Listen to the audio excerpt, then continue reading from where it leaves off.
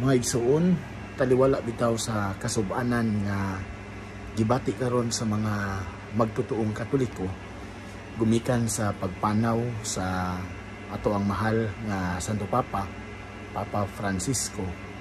Aduna gihapoy mga igsuon nato nga dili Katoliko nga hilabihan gihapon kaayo maka-accuse. Natuta nga kini mga tawhana, mga buutan ni sila. Kay mag-angkon man nga mga buutan nga mga Katoliko badlungon. Wala na ako gitanan ha.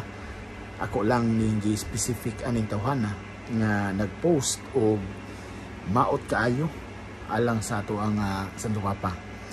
Instead nga atong iampo kay mipanaw na naghimo hinon siya og isyu, nag-istorya og maot na tungod kuno sa pag-inom-inom, paghubog-hubog, mao nang namatay. Isoon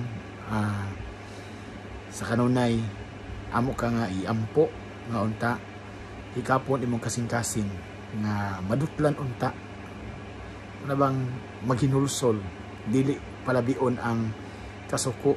Kay in the first place sayod ako nga sa dihang buhi pa si Pope Francis, kanunay usab siya nga nag-ampo dili lamang sa mga Katoliko kundi apil usab kamo sa iyang mga pagampo. God bless.